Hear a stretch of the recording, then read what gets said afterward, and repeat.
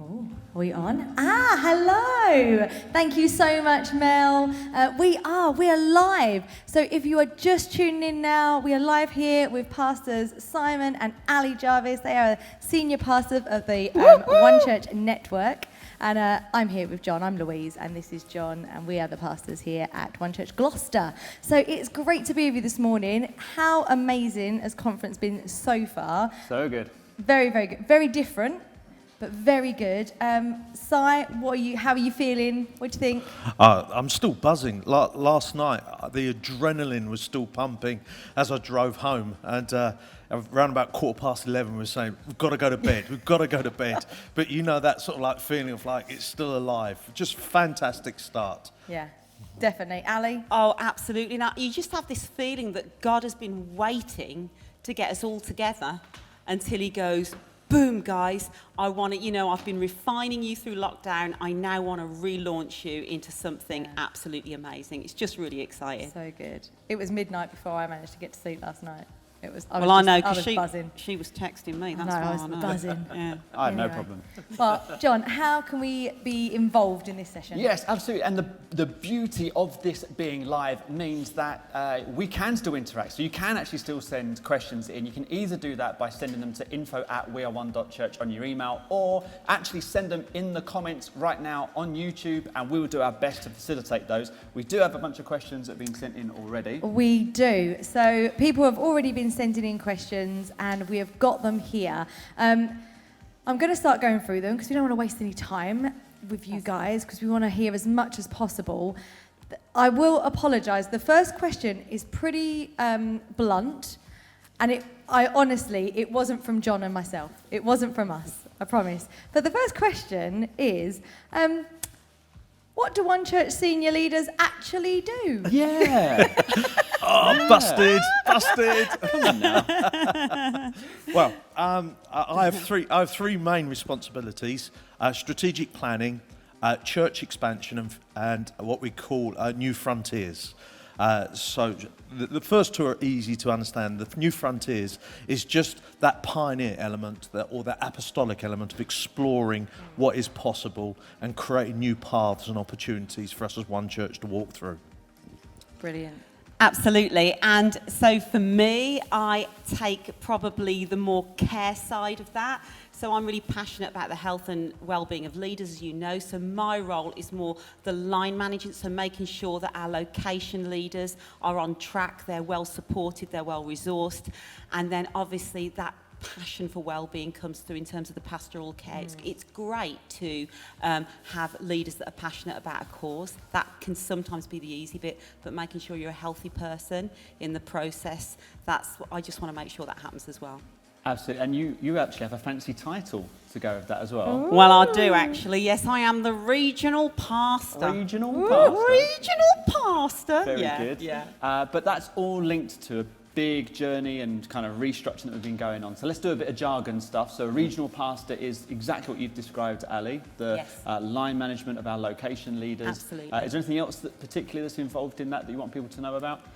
No, I don't think so. I think it's important to remember that it was 2 years ago since we actually announced that we knew we needed to restructure. We had grown beyond just a group of friendly local churches, and we knew that we needed to get something more established in terms of a network in order to know how we could grow and grow in a healthy way. And so these roles have sort of been a little bit redefined from that. My brief as a regional pastor is actually to make sure that our locations are healthy, that they're hitting their goals, as in, are people encountering God? Are people growing? Are people going? In terms of resources and support, that comes into it as well. And that we are cohesive. So you may have noticed some cohesion if you've gone across to some of our online encounters to the other locations and checked out another location. You'll see that we are trying to keep the brand and the feel and the taste and the flavour of who we are as one church intact, as well as having a local flavour. Excellent. And so regional pastor is the role title, but you guys are both part of what we've called an AT, or an apostolic team. What on earth is an apostolic team, and could a title of a team get any more ostentatious, maybe. Who chose that? That was the word. Who chose that title? Simon. I wonder. What's the role of the apostolic team? Who's on it? The apostolic team is made up of a group of people, senior experienced leaders, that includes John, Ali and myself, as well as Mike and John Andrews, and Kev Martin, sorry, forgot Kev, yeah, so Kev Martin come in. John Andrews spends a lot of time on the screen. He zooms in to these meetings.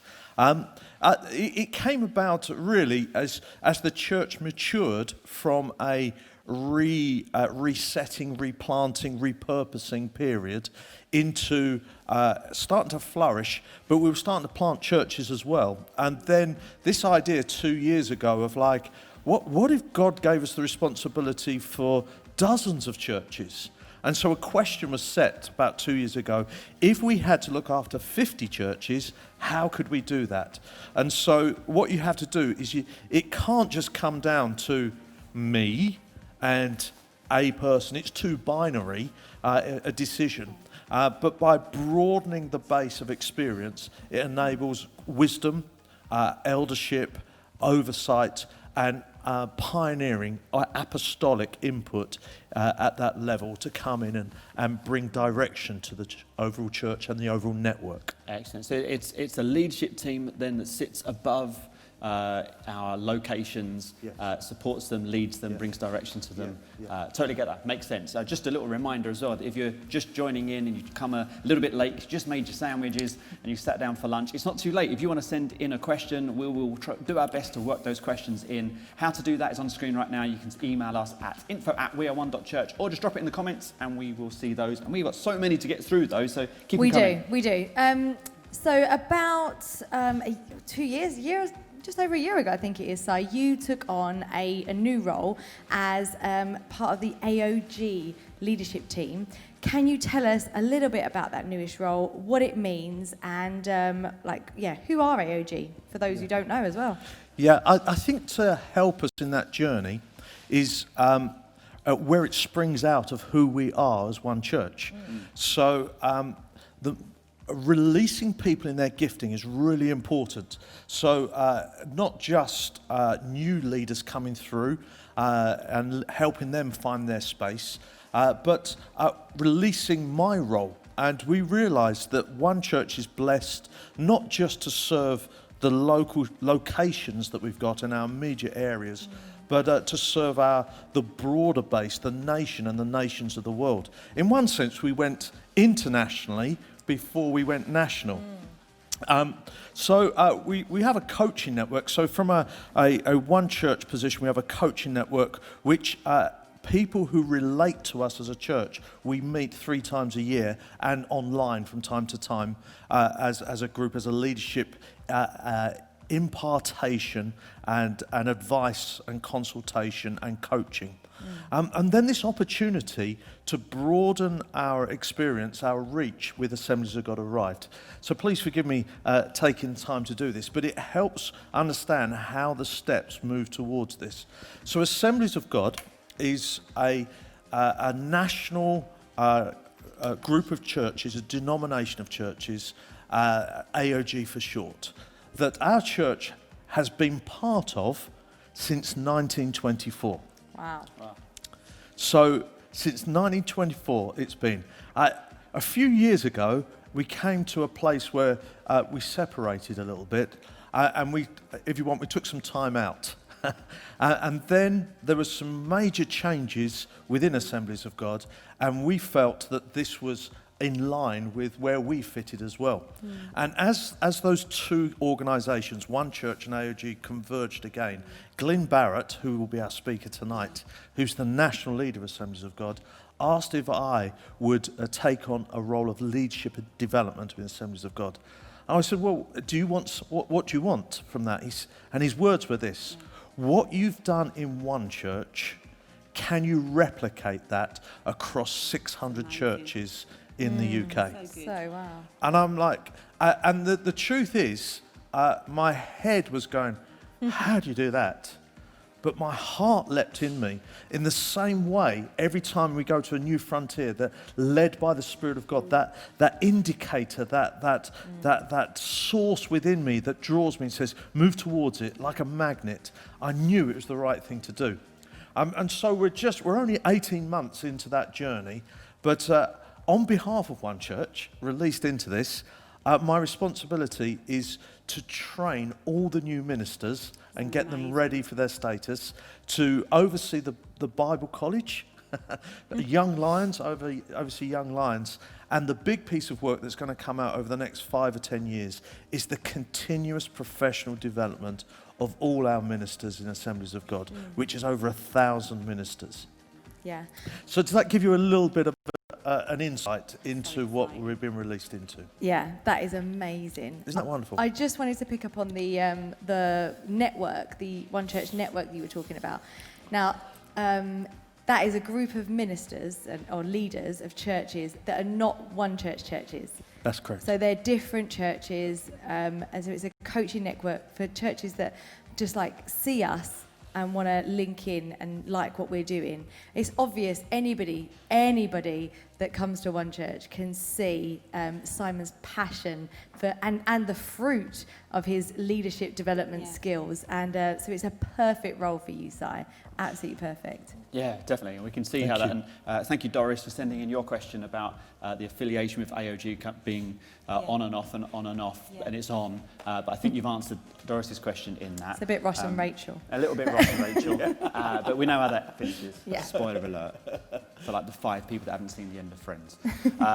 Anyway, leadership development, training leaders, clearly part of One Church's mandate. That's how that feeds into AOG. We have a question from Phil. It's like a really specific question, really, but it's, have we ever thought about developing a school, not just for prayer like we've done before, but like a preaching school? So getting into a real specific skill rather than a broad coaching development. Why not start a preaching school? You got the job, Phil. Yes. Absolutely. Yeah, what a great answer.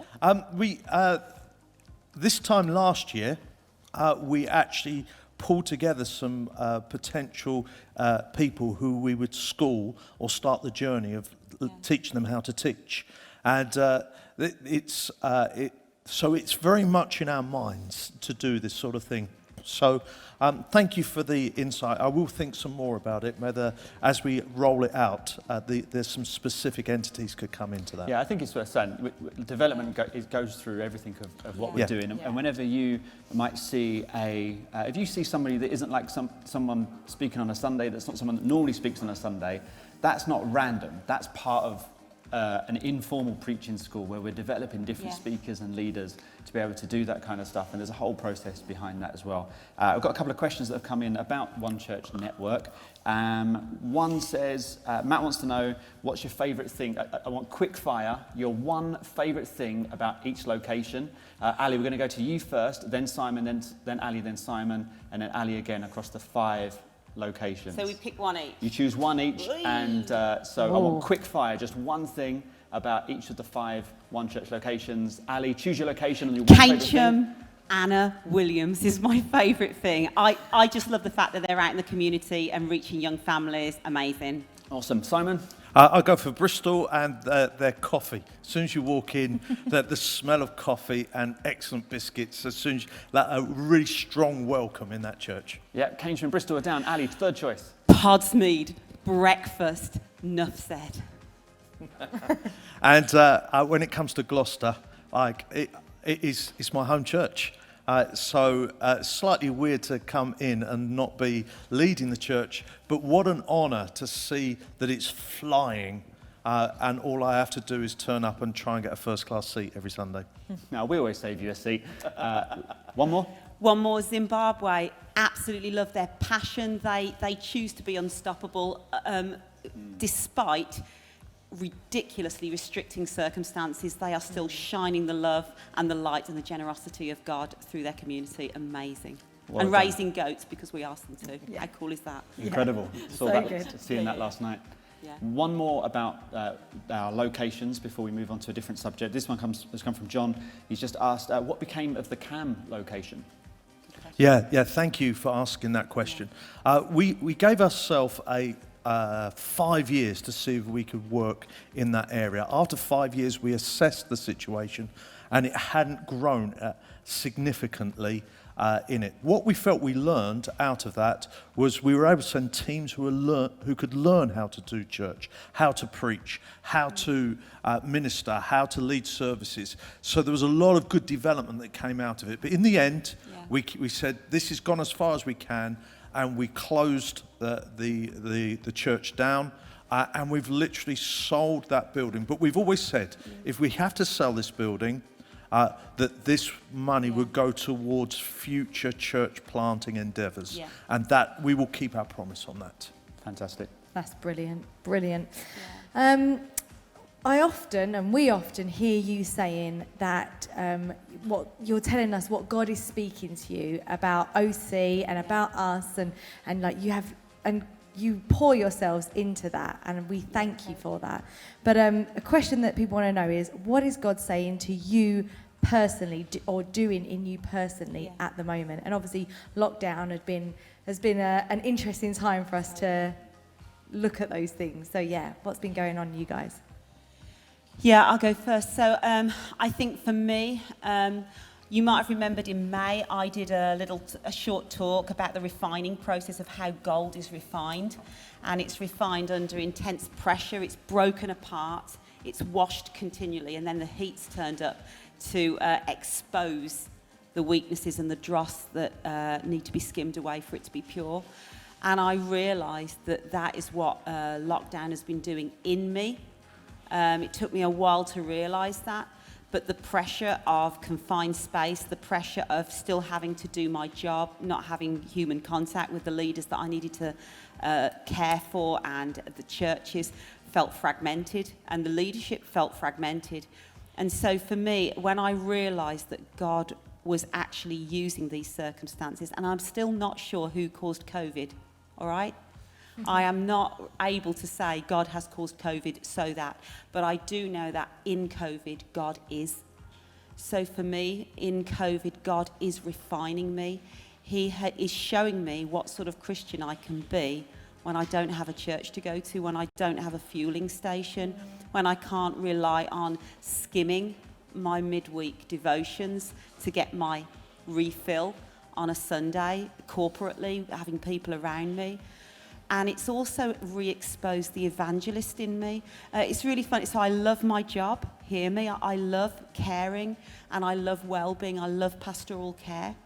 But if all I exist for exists within the church walls, I can lose a little meaning. And God has resurrected the evangelist in me because I've had more time to spend with my neighbours and my work colleagues and people that have been outside of my normal working day. You know, the neighbours that I go hi-bye to but don't have time for suddenly have become my world. And so God has just, you know, he's been really... and as much as, you know, like last night I was saying, step up. God's calling us to step up. He wants to launch us to be a new kind of Christian for a new kind of world. Like 3 fingers at myself. God is saying, Ali, step up. Step up. You've become complacent. You've become normal. You've become middle of the road. And you need to pick up your sword. You need to prophesy, whether it's on screen or whatever. You must speak. And I believe that I'm called to prophesy. And if that is to my community, then I need to step up. And I need to be the evangelist. I need to be the church on the outside of the walls that God wants me to be. Oh, thank you, Ali. That's so vulnerable. Thank you. Si, last night you said you had about 2 hours worth of preaching material because you've just been like pent up all this time. What's God saying and doing in you at the moment personally? Firstly, I want to echo what Ali just said there. The recognising what's in you is in you. There's a lovely story about someone, well, it's not really lovely, someone bumped into someone who was carrying a cup of coffee and they spilt the coffee and they said, what happened to you? And he said, someone bumped into me. And they said, no, you can only spill what's in your cup, right? You choose what's in your cup. You can't choose what happens to you. And I think in these times you find out what's in your cup because it gets spilled. And you go, oh, I don't like that. Well, if you don't like it, change it. you are in charge of the contents of your cup. So that personal journey, just having the wonderful opportunity to pray for people who don't know Jesus, leading people to Jesus, spending time with neighbours, new opportunities opening up, that changing my work period time to fit around the season I'm in, and changing it and adapting to do that, and cheering on, like watching people like yourselves, like each week, just putting your shoulder to and pushing, and I'm going, do you know what? I just got to tell you, you're doing amazing. That's my job. Like, to move from the driver, if you want, to the encourager, and to keep saying, keep going, because we're going to get to a place where it will change. And as I said last night, I feel we've changed tack, and suddenly we're moving into another gear. Wow. So to echo what Ali says, and just some insights into the world behind the scenes, and just learning to be content with that. Absolutely. And that all sounds really rosy, okay? It hasn't just been rosy. We've been a family of 4 adults. I mean, we've sent Abby off to uni. No, bless got rid. her heart. So no, the house is so clean. No, baby, I really miss you. Yeah, Come and quiet. back. Don't come back yet. Anyway, but there was 4 adults. We all had to work from home. We're in a confined space, and it was tough, wasn't it? You know, so Jack came up with this, like, right, we're gonna reorder each room, and each room's gonna have a purpose, and we're gonna almost book slots in which room we're working from, so that we don't get under each other's feet. And there was there has been pressure of confinement, and we've been under each other's feet a little bit, and that's exposed stuff in us. You know, a few arguments, a few argy-bargy, a few Simon, stop speaking so loudly on the telephone all the time. You know, things like that. But we're over it. You're now letting us in a bit into home life. Yes. The first part of the answer you were giving, you get a platform for that. There's a way for you to express that, and to. But things about how you manage your home, how you've raised your family. There's not really a platform to shout about that, and I think that's probably, that's about balance, and it's about all that kind of stuff. So, what has been revealed in you guys as a family over lockdown? Tell us about some of the practices that you've implemented that have worked, and definitely we want to hear 1 or 2 that haven't worked for you as a family. In lockdown or in lockdown, broader? in the last 6 months. Okay. They spring from good principles, darling, that we agreed with the Lord a long time ago. Yeah. You read that in a book, didn't you? And Pretty much. Bandwidth, like 4 adults in a house, all trying to do their own job and their own thing. And clearly, as the master of the house, they should get off their appliances. I realise I'm not that powerful. That's the first thing I realised. Absolutely. All right, steady on. I'm the boss of the family, therefore it's mine. And what about praying? What about praying together, guys? Did you ever Oh find yeah, we yourselves did. praying together as a About that, family? baby. Actually, I was passing you so you could tell us Oh, the you good do stuff. you Once do you'd the switched good the stuff. broadband off, and Yeah, You that's do the right. good everybody had to stuff, 'cause quit I've got their some bad jobs for the stuff. day. Yeah. Go on. So as a family, we got challenged by 90 minutes of prayer at 1900 hours to 19. pray for COVID-19. Was that 90 minutes? Yep, that's what I've told everybody publicly. Yeah. But actually, it was 19, Yeah. and we disciplined ourselves at 7 o'clock every night, and up to the summer. We haven't done it since the summer, but to stop, and the 4 of us would get into the front room, put some worship on, and then pray for our community, pray for our pastors, pray for the churches, pray for the nation, pray for our neighbours. And this became very powerful times. And there's times we just didn't feel like doing it. And we just, no, we've got to commit to do this. But all through those first 5 months of lockdown, every day we committed to 90 minutes of prayer and stopped everything in order to achieve that. But you know what? That brought something out that we didn't know was there.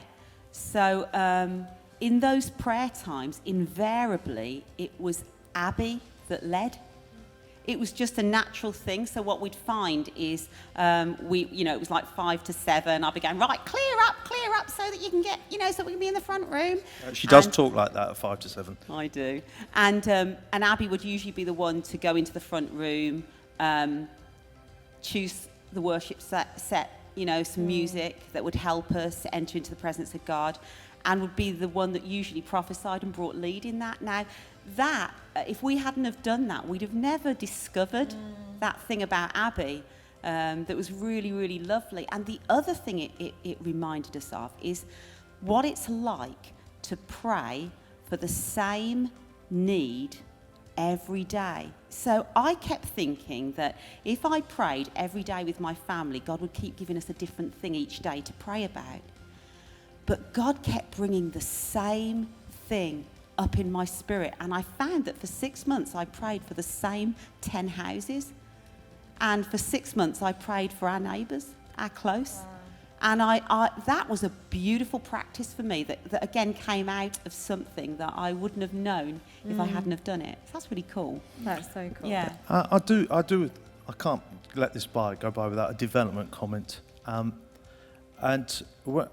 It's made me think when we first moved to Gloucester, and we took up a vision offering in our first few months when we moved to the city here and to the church here.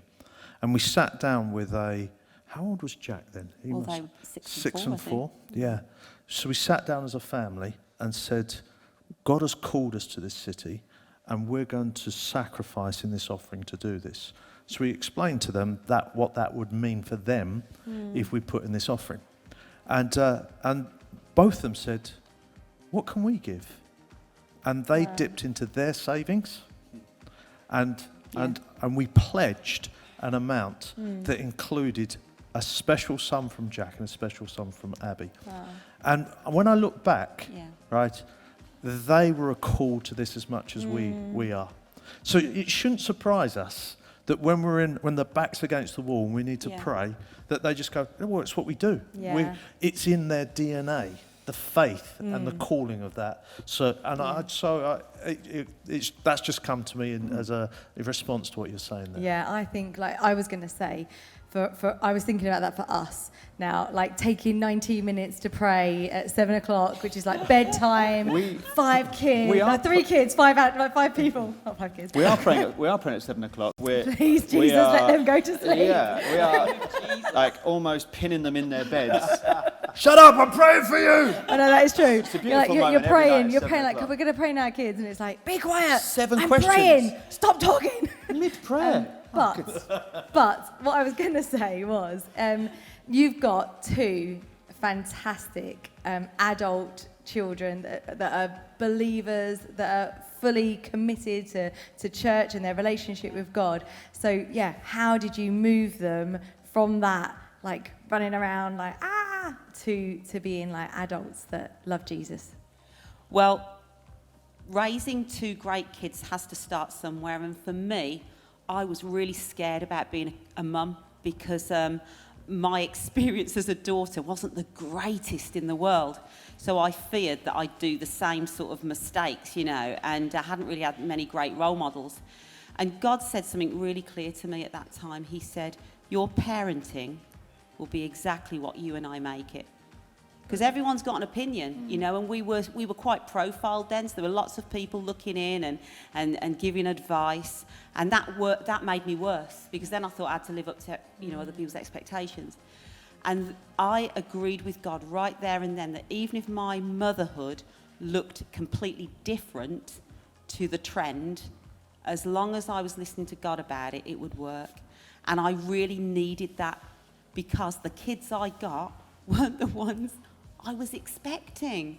Hear me? That doesn't mean they were a disappointment. It actually means they were better than what I thought I was going to get, but they weren't what I expected. And so going on a journey of understanding them and understanding them first, dealing with me pride, when you're leaders and your kids misbehave and you know for a fact that the church are going to go, well, shows on the parents, doesn't it? All that used to terrify me. And sort of having to really make my peace with that. But that's where it started for me. that me and God had to decide how to parent them together, and that I had to learn the two people God had entrusted to me and who they were, not who I wanted them to be. Yeah. And that's helped. So you mean if your child, for example, is on the platform with you and they pull their trousers and their pants down in front of everybody, there is a way to redeem that. Is that what you're saying? Yes. Hypothetically? Hypothetically, Yeah. if that happens. Unfortunately, Jack's 21, so he got arrested. No, it No. wasn't Jack. It Just was- for the record, it wasn't Jack. I believe No. it was Cole. It was my child that did that. It's your But anyway, we'll gloss over that. Can I just, there is something Proud of really him. important, practical about this, really quickly. It's not the wife or the mother's responsibility to raise a child. It's the corporate, it's the element. So sometimes we can delegate, and I want to speak to us men, right? Sometimes we delegate aspects of prayer and prophecy and generosity and elements that are considered a little bit spiritual. And if you do that, you create a two-track family. Yeah. What's really important is that both parents practice the disciplines and demonstrate it and role model it until prayer, Bible reading, generosity, those sort of things, prophecy, become norm. And that becomes our life, it becomes our DNA. And one other practical tip is eat together. All right, and don't just eat together. Create, and Ali was brilliant at this, storytelling. What's happened for you today? Even so, like this week, Jack and I were the only ones who ate a meal together. And Jack said, well, Dad, tell us about your day today. And I'm like, that boy. that is like 15, 17 years of doing the same thing every day. And they're just great habits that form put great values into your family. Biblical, godly, spiritual values. Wonderful, wonderful. If you have just tuned in, logged on, this is a live question and answer session with our senior pastors, Simon and Ali Jarvis. If you've got a question that you want to have answered, just pop it in the comments or send it in to info@weareone.church, and there's still time to ask some more questions. There's a very, very important question coming up now, though, which is, it's on the family one again. Who's your favourite child? This was one sent in by an anonymous viewer called Abby. And for anybody watching now, Abby, you might be watching from uni. So Abby's watching to hear the answer of this. Jack is actually in this camera, behind this camera here. So all the audience you need to know about are those two people, and they await your answer. It's easy, whoever I'm talking to. We're a painfully secure family. So Jack and Abby's friends know that when they come to our house, they watch us being painfully honest with each other. And Jack and Abby are as honest with us as we are with them. So it depends. So when it comes to certain things like, shopping and advice and cuddles and girly stuff, then Abby's my favourite. But she's when she's good, she's really good. When she's bad, she's horrid. So then it switches to my lower maintenance child, which is Jack. Beautiful, compliant, apologetic Victorian Jack, whom I love with all my heart. Always takes responsibility for things he's done wrong. And clearly the most intelligent in our house. Yeah. Well, but not at university in Worcester, darling. So, we'll have to wait and see who's the most intelligent, won't we? So, Abby, if you are watching, hopefully that has answered your question. And Jack, all we can see is your eyes because you're with a face mask on. We can see you welling up there with you, emotion kids. over those. We love you. Beautiful words. And I think the actual honest question is her favourite kids are ours. That's so true, right? Honestly, right? So we have Cole and Eliza around. And Ren. Yeah, And Ren. And We have three now. Yeah, And we the have five. other one. Yeah. And the other one, it's my hormones. And we'll I'll throw myself into them, and then when they go, Abby goes, Mum, I do like having them round, but, I do exist as well. Okay. Imagine Okay. how far down the pecking order I am. Yeah, we're exactly. spilling the Exactly. secrets now. It's an expose. It's All right. an expose. So as Louise said, keep the questions coming in because we do still have some time to fit them in. We've got plenty still do. to go through. We're going to switch gears to a really juicy one. Okay, this one was sent in by Jean. It says, I'd like to know if consuming alcohol is allowed as per the Bible. Now, Jean does say that she's come from a very traditional background where drinking alcohol was, and being a Christian and to drink alcohol is a complete no-no. So now she has specifically asked, is it allowed per the Bible? So if you want to make a mention of that theologically, please do. But I think as well, these are lifestyle questions, and we are in a community, a family. So lifestyle becomes not just how we interpret the Bible, but how we live with others. So maybe answer that as well, not just as per the Bible, but also as per one church. What are we allowed to do, pastors? Oh, well. No, I'm joking. It's a total joke. I'm sorry. Bad taste. Go on. Oh, right. You go, Dal. Do the theology. Yeah, okay then. Really good question, Jean. Yeah. I think where I'd like to take you to is Romans chapter 14. And if you've got a Bible, turn to it and write this down. Romans chapter 14 is a real excellent expose on this particular issue.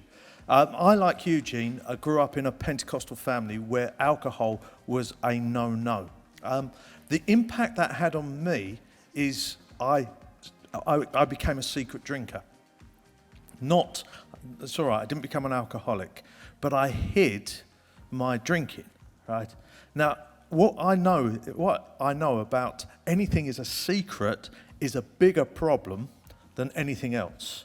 And so what that meant for me personally is I had this potential to get completely out of control because I was totally unaccountable, because there was a line. So I had a personal story to this.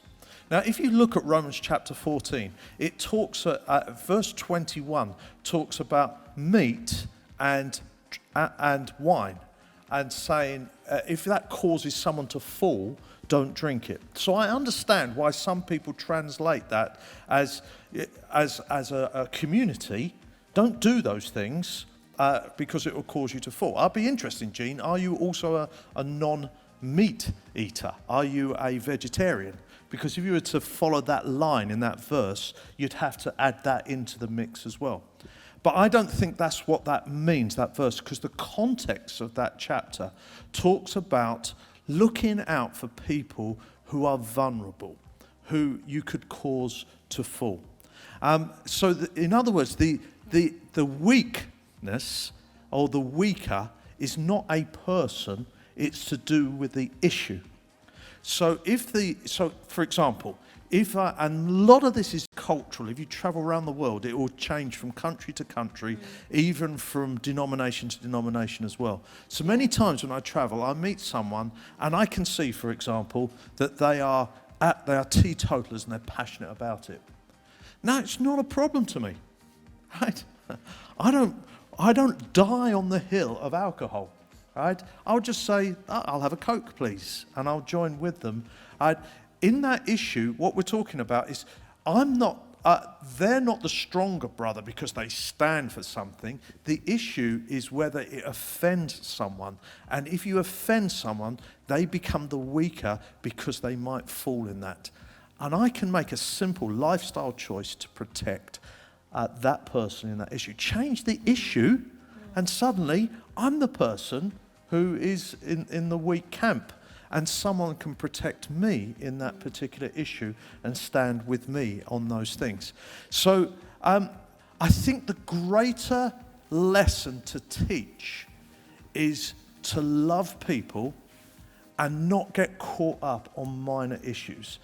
Don't get caught up on things that cause tension, because it could be right, it could be wrong. It's a conscience issue, a culture issue, rather than a sin issue. And I think that's a very important way to teach how Christians should live and love one another in that situation. Yeah, Ali, you wanting to add something to that? Yeah, so obviously I became a Christian at 20, so I'd been a drinker, quite a heavy drinker before then. So for me, when I first became a Christian, I didn't even think about drinking alcohol because I wasn't actually going to those places where you would have a drink. Do you know what I mean? I was too busy enjoying Jesus and doing church and being a complete terrorist for Jesus. But then obviously it did come up where I met Christians, and they would have a drink of wine. So I had to go on my own journey of working out, oh, you're allowed to do that? Oh, I didn't even think about it. So for me, when I did my own looking into it, it's clear in the Old Testament and the New Testament that it was culturally okay to drink. It seemed to be the case in the Christian church that I was in, that it was culturally okay to drink. But what it was very, very clear on for me in the Bible was like, you don't get drunk, so you don't drink so much that you may lose your grip of reality or normality, or you know, that's where you can actually end up, I think, offending God. So it's really clear. It says, you know, not just leaders, please don't drink too much. Please don't get drunk. It's gonna cause you to do something stupid, and then you'll end up dishonouring God. Then you'll feel bad and you're fodder for Satan. So that was my take on it. So for me, I feel for me, it's okay to drink. I feel for me, it's absolutely not okay from the Bible to get drunk. But there are still times and seasons where, like in the way of fasting, because I quite enjoy a glass of wine, or I quite enjoy a G&T, that can sometimes be, do you know what, God? I'm going to fast that. I'm going to put that on the altar for a while, just to devote myself to you. In the same way I would put chocolate, custard creams, you know, and other things. So there's from a biblical perspective, which is part of the question. Drinking alcohol, like many subjects, can be if you're looking for scripture to back up your position, you'll find it, especially things to do with lifestyle choices like that. And so to live in community together, what you are saying, Sai, is that we, where you find yourself landing on, be sure of that.